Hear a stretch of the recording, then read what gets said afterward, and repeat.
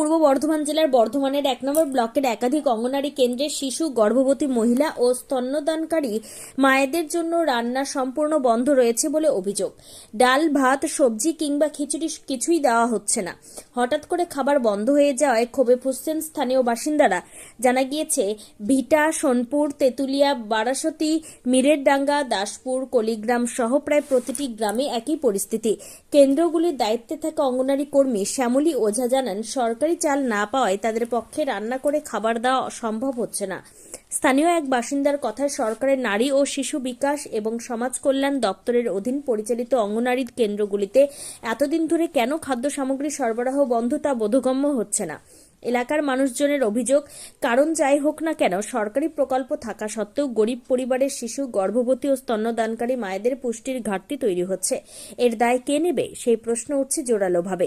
অন্যদিকে অঙ্গনারী কর্মীদের বক্তব্য, কেন্দ্রগুলিতে চালের মজুদ শেষ হয়ে যাওয়ার বিষয়টি তারা বহুবার ঊর্ধ্বতন কর্তৃপক্ষকে জানিয়েছেন।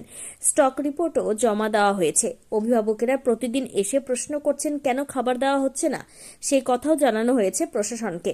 কিন্তু চাল না আসায় রান্না চালু করা সম্ভব হয়নি। কোনো দিন গোটা ডিম, আবার কোনো দিন অর্ধেক ডিম দিয়ে কোনো রকমে পরিস্থিতি সামাল দেওয়ার চেষ্টা করা হচ্ছে। দীর্ঘদিন রান্না বন্ধ থাকায় শিশুদের পুষ্টি ও গর্ভবতী নারীদের খাদ্য নিরাপত্তা নিয়ে উদ্বেগ ক্রমশ বাড়ছে। স্থানীয় বাসিন্দাদের একাংশ দ্রুত খাদ্য সরবরাহ স্বাভাবিক করার দাবি জানিয়েছেন।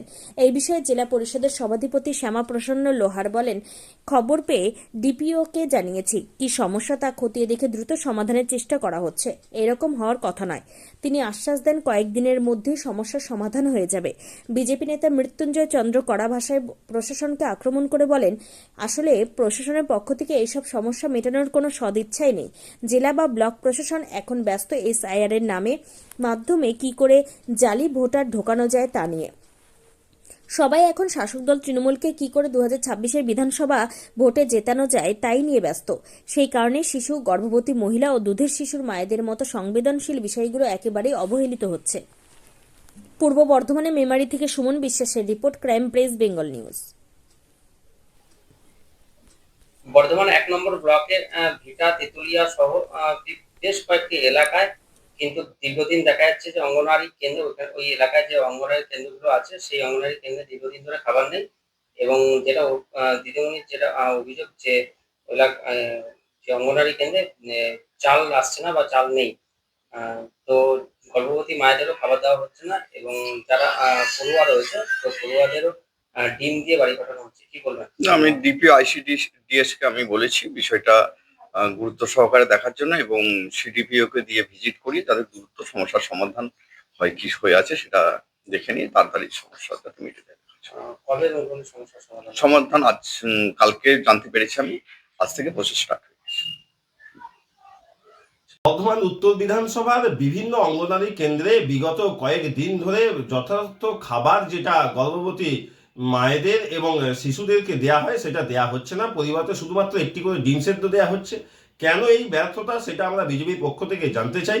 আমরা যেটা মনে করছি যে জেলা পরিষদের পক্ষ থেকে এবং ডিএম এর পক্ষ থেকে যারা এই অঙ্গনারী কেন্দ্রে খাবার ঠিকঠাক পরিবেশন হচ্ছে কিনা সেটা দেখার দায়িত্বে আছেন, তারা তাদের দায়িত্বে গাফিলতি করছেন। অবিলম্বে যারা এই গাফিলতি করছেন তাদের বিরুদ্ধে আইনত পদক্ষেপ গ্রহণের অনুরোধ জানাচ্ছি।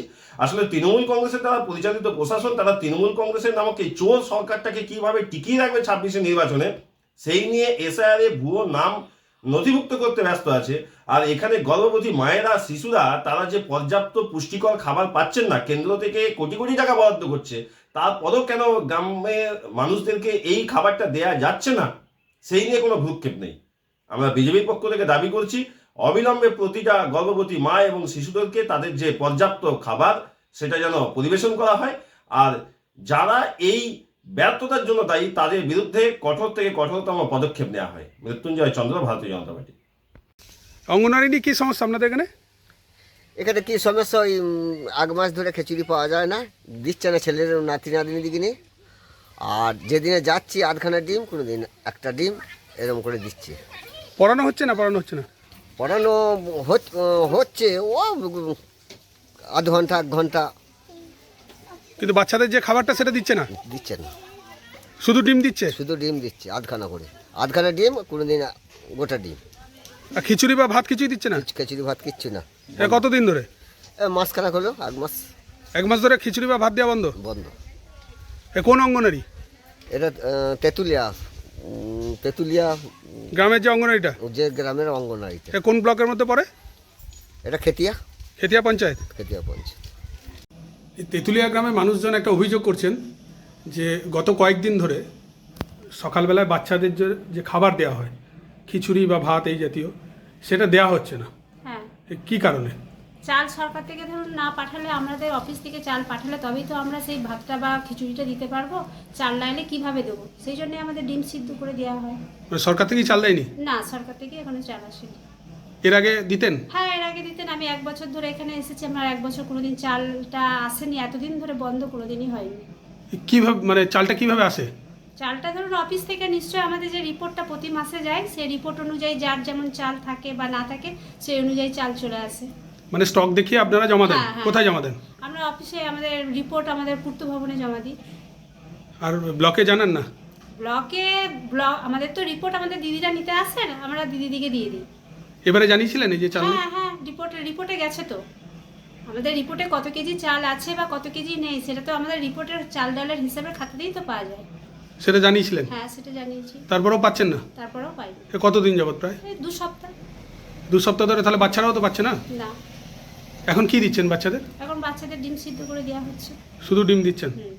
ভাত বা ইয়ে দিচ্ছেন না? না, খিচুড়ি কি করে দেবো চাল না খাইলে?